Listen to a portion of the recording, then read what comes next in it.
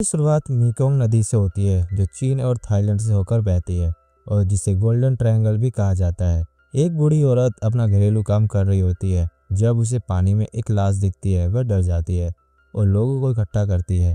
Police मौके पर पहुंचती है और जांच करती है, जिससे पता चलता है कि पानी में 13 मछुआरों के डेड बॉडी मिले हैं। ये खबर पूरे शहर में जंगल की आग की तरह फैल जाती है। जब ये खबर चीफ तक पहुंचती है वे तुरंत अपने आदमियों को भेजते हैं। उनके अधिकारी जांच पड़ताल करते हैं और काफ़ी कुछ पता चलता है। वे हर एंगल से जांच पड़ताल करके एक रिपोर्ट बनाते हैं और उसे अधिकारी को सौंपते हैं। रिपोर्ट से पता चलता है कि आतंकवादियों ने जिन जिन जगहों पर हमला किया है और जिस एंगल से गोलियों के निशान मिले हैं वे सभी अलग अलग हैं, जिसका मतलब है कि इन लोगों पर सामने से गोलियां चलाई गई थी। अब सीन शिफ्ट होता है जिसमें हम एक खुफिया एजेंट को देखते हैं जो एक आदमी पर कड़ी नज़र रखे हुए था।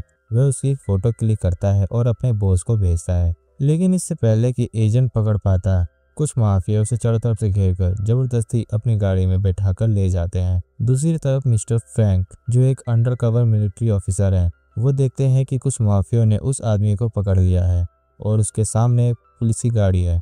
वह पुलिस का ध्यान भटकाने के लिए अपनी गाड़ी से जोर से टक्कर मारता है ताकि उनका ध्यान उनकी ओर हो। जब पुलिस ने उनकी ओर देखा तो उनके पास बंदूक थी। वे तुरंत उस पर हमला करने वाले थे, लेकिन तभी मिस्टर फ्रैंक और बाकी लोग वहां से भाग जाते हैं। जब उस आदमी को लगा कि वो अब सुरक्षित है तभी पीछे से मिस्टर फ्रैंक ने उसे दबोच लिया और उसे बेहोशी का इंजेक्शन लगा दिया। अब मिस्टर फ्रैंक उसे अपने खुफिया अड्डे पर लाकर पूछताछ करता है। वह उसे चुराए गए $9 लाख और ड्रग्स दोनों के बारे में पूछता है कि आखिर ये सब उसने किसके कहने पर चुराया था, लेकिन वह आदमी अपना मुंह खोलने को राजी नहीं था। मिस्टर फ्रैंक ने सच उगलवाने के लिए उस आदमी की जांघ पर एक चाकू से कट लगा दिया, जिससे काफी खून बहने लगा।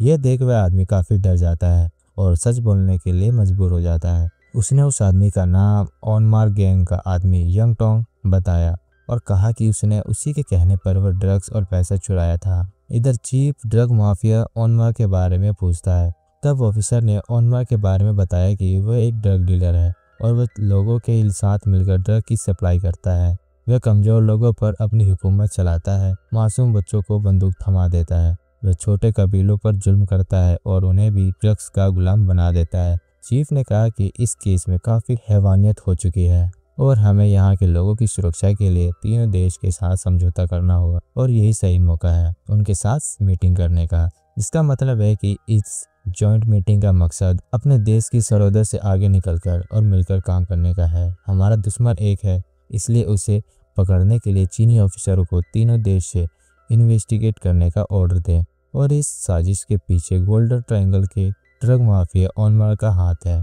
सच का पता लगाने के लिए ऑनमार को पकड़ना होगा, तभी जाकर हमारे देश पर लगे दाग और उन 13 मछुआरों की मौत की सच्चाई सामने आएगी। अब चारों देश की एजेंसी चीन, थाईलैंड, म्यांमार और लाओस ने मिलकर एक ऑपरेशन मिशन पास किया। उन्होंने अपने आदमियों से कहा कि हमारा मकसद ऑनमार की गैंग को मिट्टी में मिलाना है और हमारी खुफिया जानकारी की मदद से हमने ऑनमार के कई ड्रग्स कंपनी और अड्डे का पता लगाया है, इसलिए हमें तुरंत अपने मिशन को अंजाम देना होगा।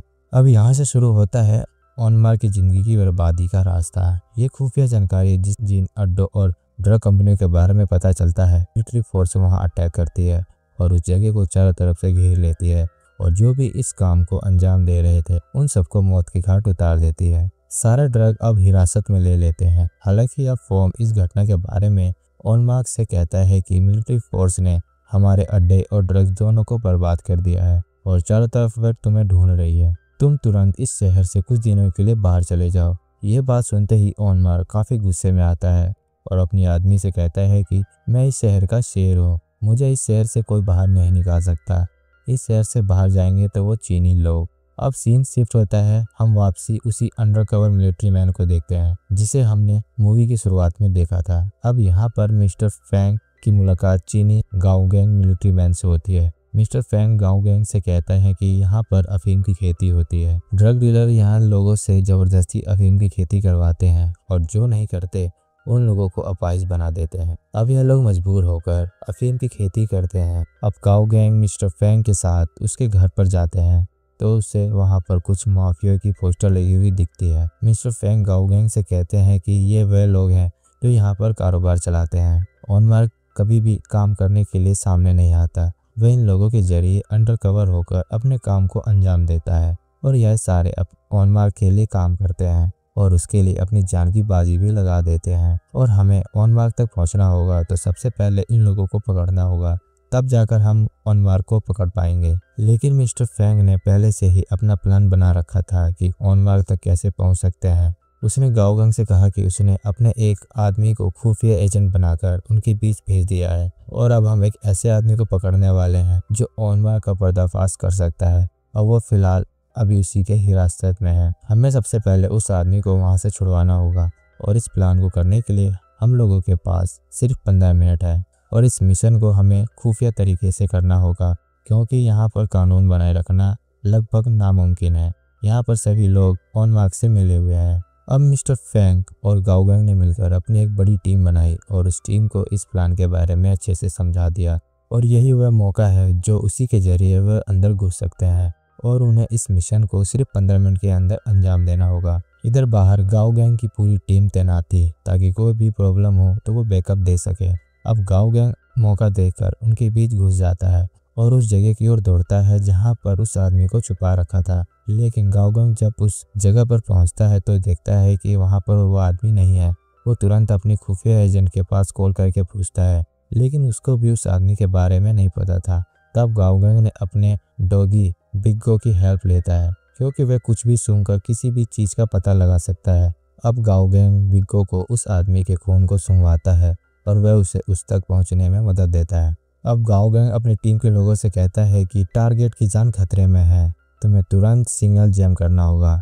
अब सिग्नल जैम होने के बाद गाओगंग ने अपने हुनर का प्रदर्शन दिया और वहां पर सभी को मौत के घाट उतार दिया और उसी के बीच अपने टारगेट को सेफली वहां से बाहर निकाल लेता है। लेकिन तभी आगे कुछ गुंडे आकर उसका रास्ता घेरते हैं। उन्हें बिग्गो संभाल लेता है और उन पर टूट पड़ता है। अंदर हलचल देख वहाँ के सभी लोग इधर उधर भागने लगते हैं। तभी गाओगंग अपने आदमियों से कहता है कि हम यहाँ पर बुरी तरीके से फंस चुके हैं, हमें कोई ऐसा रास्ता बताओ जहाँ से हम निकल सके। एक आदमी ने अपने ड्रोन की मदद से देखा कि ऊपर छत पर एक वायर लगी है जो दूसरे छत से कनेक्ट है।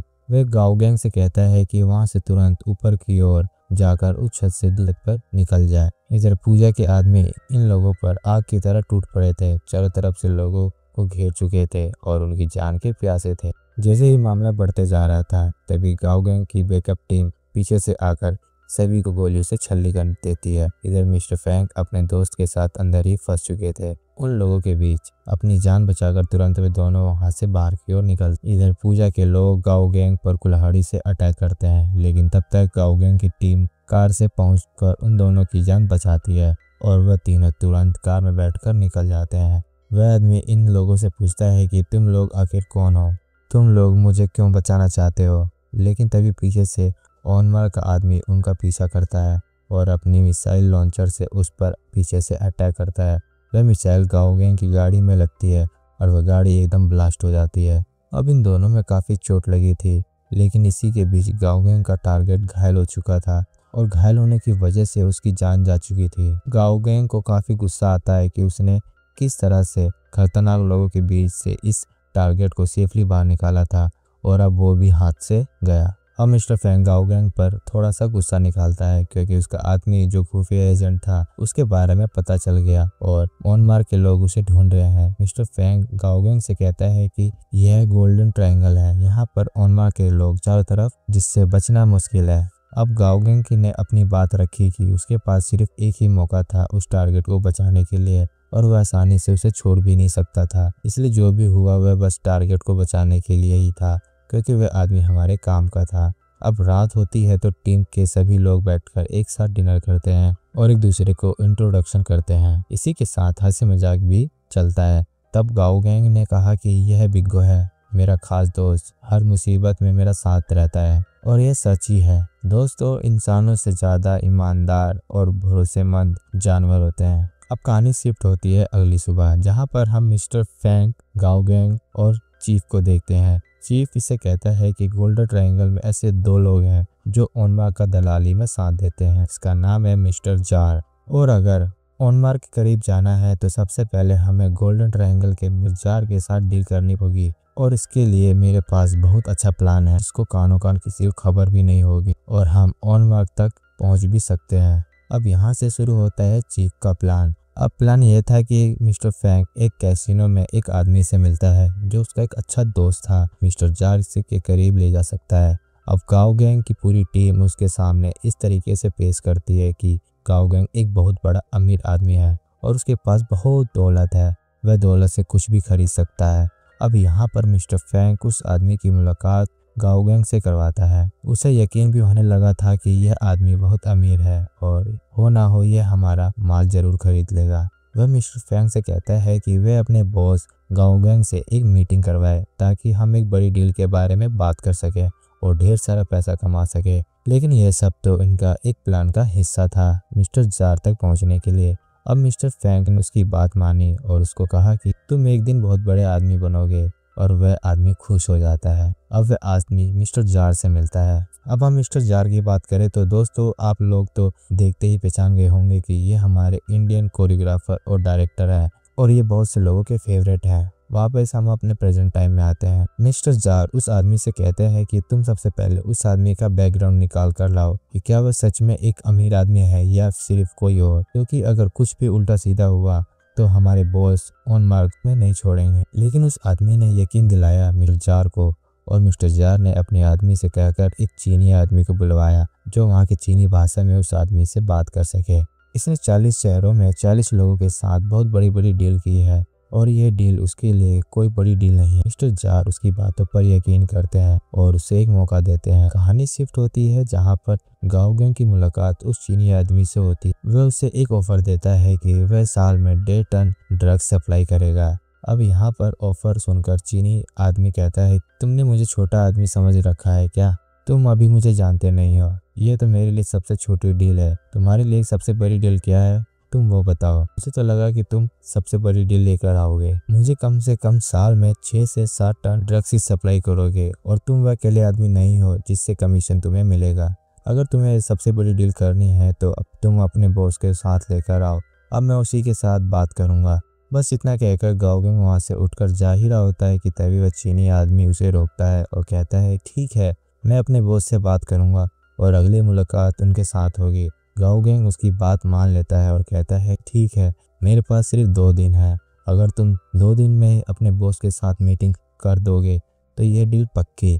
अब यहाँ पर मिस्टर फैंग का एक रिएक्शन कुछ अलग ही था। ऐसा लग रहा था जैसे मानो कुछ जाने दुश्मनी थे इस चीनी आदमी से।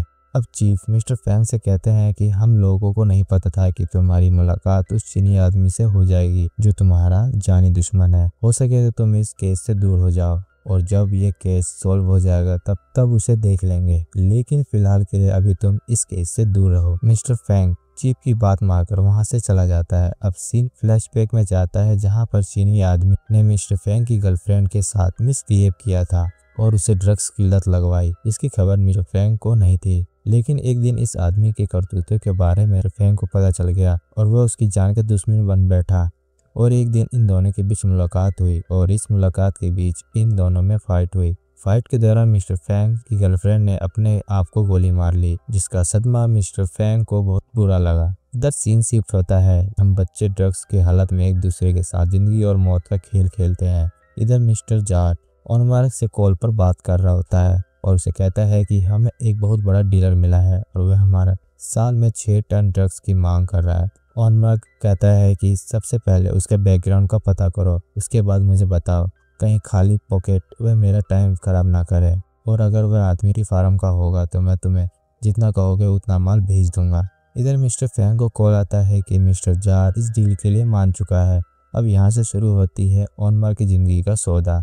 अगली सुबह गाओ गैंग और ऑनमार्क के आदमी जो बिजनेस को संभालता है, जो ड्रग्स का सप्लाई करवाता है, उससे मुलाकात होती है। इन दोनों को कोई भनक नहीं थी कि इनके आदमी ऊपर ही नजर गड़ाए बैठे हुए हैं, और लेकिन ऑनमार्क के आदमी को ऑनमार्क का बड़ा बेटा हिट कर रहा था। जो बोलने के लिए वो कहता था वह आदमी वही बोलता था। इसका मतलब यही हुआ कि गाओ गैंग की डील डायरेक्ट के बड़े बेटे से हो रही। लेकिन तभी इन दोनों को एक दूसरे पर शक हो जाता है। ऑनमार्क के आदमी को एक कॉल आता है और उसके आदमी कहते हैं तुम जिससे डील कर रहे हो वो एक अंडरकवर पुलिस वाला है। दूसरी तरफ गाओ गैंग को भी कॉल आता है और उसे पता चलता है कि उस आदमी को पता चल गया है कि हम एक पुलिस वाले हैं। तभी ये दोनों एक दूसरे को शूट करते हैं। इधर मिस्टर फ्रैंक उसकी टांग पर गोली मार दी और वह गिर पड़ा। गोलीबारी चलने लगी। इन दोनों के आदमी बिना देखे एक दूसरे पर गोली चलाते गए और उन्हें गोलियों से छल्ली कर दिया और उनमें से ऑनमार्क के आदमी को पकड़ लेते हैं, उससे अपने साथ ले जाते हैं। तभी वहां पर पुलिस जाकर उन सभी को चारों ओर से घेर लेती है। वापिस सीन शिफ्ट होता है। हम ऑनमार्क और उसके आदमी को देखते हैं। फॉर्म फिर से कहता है कि पुलिस ने हमारे आदमी को पकड़ लिया है, अगर उसने मुंह खोला तो हम सब मारे जाएंगे।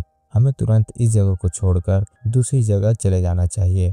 ये सुनते ही ऑनमार्क काफी गुस्से में आता है और अपने गन से अपने आदमी को मारने की कोशिश करता है, लेकिन तभी इनमें से एक आदमी उसको रोक लेता है। लेकिन दोस्तों बार बार का जलीलपन आदमी को शैतान बना देता है। अब फॉर्म बार बार जलीलपन सहने के कारण काफी गुस्सेला हो जाता है। वह अपने आदमी से कहता है कि बहुत जल्द उसका गेम बजाओ, लेकिन उससे पहले उसके सारे अड्डे का पता ढूंढो जहां वह पैसा और सोना उसने छुपा के रखा है। ऑनमार्क के आदमी को हेलीकॉप्टर से लटका कर पूछता है ऑनमार्क के बारे में। वह मजबूर होकर उस घटना के बारे में बताता है जो शुरुआत में हुआ था। उसने बताया कि ऑनमार्क ने मेकोंग रिवर के पास 2 चीनी शिपमेंट को लूटकर वहां का सारे ड्रग्स और पैसा लूट लिया और अपना दबदबा बनाने के लिए अपने लोगों से कहा कि वहां पर जितने भी लोग हैं उनको गोलियों से छल्ली कर दो, ताकि सबको यह पता चले कि ऑनमार्क क्या चीज है। इधर एक बच्चा हेडक्वार्टर के बाहर बैठा हुआ था और चीफ के आने का इंतजार करता है, और जब चीफ हेडक्वार्टर पहुंचता है तब वह बच्चा बहुत तेजी से अंदर की ओर भागता है। गार्ड उसको रोकने की कोशिश करते हैं, लेकिन वह बच्चा अंदर भाग जाता है और तभी उनमें से एक लेडी उस बच्चे के बैग को चेक करती है और उस बैग में देखती है कि उसमें एक बहुत बड़ा बम है, जिसे देखकर वहां सभी लोगों की जमीन खिसक जाती है। तभी वह बच्चा अपने बैग से गन निकालता है और वहां पर जितने भी गार्ड्स और ऑफिसर हैं उन पर गोलियों से छल्ली कर देता है। और इसी बीच इस बच्चे का दोस्त बाहर उस बम का रिमोट अपने हाथ में ले खड़ा था और जैसे ही उसे गोलियों की आवाज़ आती है वो बटन को एक्टिवेट करता है और यहाँ पर एक बहुत बड़ा जोरदार ब्लास्ट होता है, जिससे कि हेडक्वार्टर कुछ ही सेकंड में शमशान बन जाता है। और कुछ समय बाद यहाँ पर बैकअप टीम भी पहुँचती है। वहाँ पर जितने भी लोग घायल थे उनको अस्पताल ले जाने के लिए। इधर चीफ भी काफी ज्यादा घायल हो चुके थे। चीफ ने मिस्टर फ्रैंक्स के कानों में कहा, इन लोगों ने बहुत आतंक मचा रखा है, तुम लोगों को जो भी दिखे जिंदा या मुर्दा पकड़ लो। मिस्टर फ्रैंक अपने चीफ से कहता है कि आप बिल्कुल भी चिंता मत कीजिए, वह बहुत जल्द पकड़ा जाएगा। इधर गाँव गैंग मिस्टर फ्रैंक से कहता है कि अब जिंदगी का कुछ पता नहीं, चलो कुछ यादों के लिए हम एक फोटो लेते हैं। और इन दोनों ने एक दूसरे के साथ फोटो ली। इधर खुफिया जानकारी से लोगों को ऑनमार्क के अड्डे का पता चलता है। वह अपने सोल्जर से कहता है कि हमें इसे जिंदा पकड़ना है। अब गाँव गैंग की टीम पूरी तैयारी के साथ उस अड्डे की ओर निकल पड़ते हैं और फिर वहां पहुंचने पर ये गोल्डन ट्रायंगल जंगल चारों तरफ से घेर लेते हैं और सभी सोल्जर अपनी अपनी पोजीशन पर लग जाते हैं। गाँव गैंग अपनी टीम से कहता है कि जो भी सामने दिखे उसे मार देना। तभी वहां पर एक और शख्स को देखते हैं जो ऑनमार्क को मारने के लिए अपनी पूरी फौज लेकर आया था। ये कोई और नहीं उसी का आदमी है फॉर्म। अब यहाँ पर फॉर्म का फायदा हो जाता है। वह अपने आदमी से कहता है कि वो आपस में ही कटने मरने दो, हम लोग बाद में निपट लेंगे। यहाँ पर गाँव गैंग की किस्मत इतनी अच्छी थी कि वहाँ पर ऑनमार्क के सभी टीम मेंबर मौजूद है। मतलब कि उनका बिजनेस जो भी लोग चलाते थे वे सारे आज एक साथ यहीं पर मौजूद है और शायद लगता है कि आज उनका आखिरी दिन हो। तभी फॉर्म अपने आदमियों से कहकर स्नाइपर चलवाता है। उस स्नाइपर की गोली सीधा गाँव गैंग के आदमी को लगती है और वो वहीं मर जाता है। अब वहां पर सभी लोग स्नाइपर की आवाज सुनकर वे फॉर्म को देखने भागते हैं तो देखते हैं कि जगह को चारों ओर से घेर रखा है। वे जैसे आगे बढ़ते हैं यहाँ पर लोग अंधाधुंध फायरिंग करते हैं। आज दिन कितना अच्छा था कि एक साथ ही सारे गैंग माफिया मारे गए। इधर ऑनमार्क उस लड़ाई से बचते हुए एक पहाड़ वाली गुफा की ओर भागता है और उसका पीछा करते हुए गाँव गैंग भी उस गुफा में पहुंच जाता है। अपनी खुफिया जगह जाता है जहां पर ढेर सारा पैसा और सोना छुपा के रखा था, लेकिन उसे अंदाजा नहीं था कि उसका पीछा उसी का आदमी फॉर्म कर रहा है। तभी पीछे से गाँव गैंग आकर फॉर्म के आदमी पर अटैक करता है और 2-3 को मार गिराता है। अब यहाँ पर मौका देख ऑनमार्क वहां से भी भाग निकलता है, लेकिन फिर पीछे से फॉर्म के आदमी उस पर गोलियां चलाते हैं और कुछ गोलियां ऑनमार्क को भी लग जाती है और वो वहीं घायल हो जाता है। ऑनमार्क के आदमी उसको उठाकर उसे ले जाते हैं, लेकिन तभी ऑनमार्क ने यहाँ पर पहले से ही लैंडमाइन बिछा रखा था।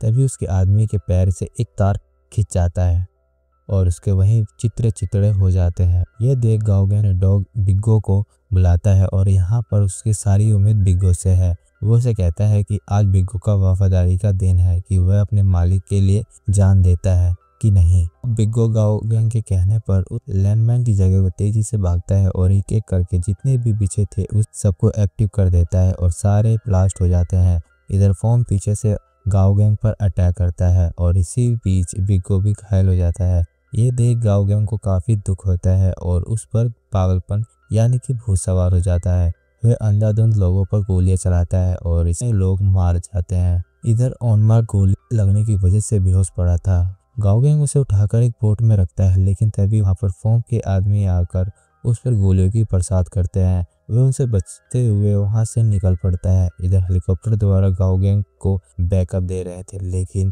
तभी फॉर्म उन पर गोलियां चलाता है जिससे कि गोलियां सीधे गाओगेंग और ओनमा के पैरों में जा लगती है। इधर मिस्टर फैंग काफी गुस्से में था। वह अपनी बोट को सीधा फॉर्म के छाती पर चढ़ा देता है जिससे कि वह ब्लास्ट हो जाता है और यहीं पर फॉर्म और मिस्टर फैंग दोनों की मृत्यु हो जाती है। यह देख गाओगेंग को बहुत दुख होता है कि आज उसके दोस्त ने उसकी जान बचाने के खातिर अपनी जान की परवाह नहीं की। अब ओनमार के ठीक होने पर उसको अपनी छुट्टी में ले लेती है और उसके सारे काले कारनामों को बर्बाद कर देती है। गाओगेंग अपने दोस्त की मृत्यु पर शोक मनाता है और उसको सैल्यूट देकर उसे अमर बनाता है। तो दोस्तों, आपको ये मूवी कैसी लगी? वीडियो अच्छी लगी हो तो वीडियो को लाइक और चैनल को सब्सक्राइब कीजिएगा। मिलते हैं आपसे एक और नई वीडियो के साथ।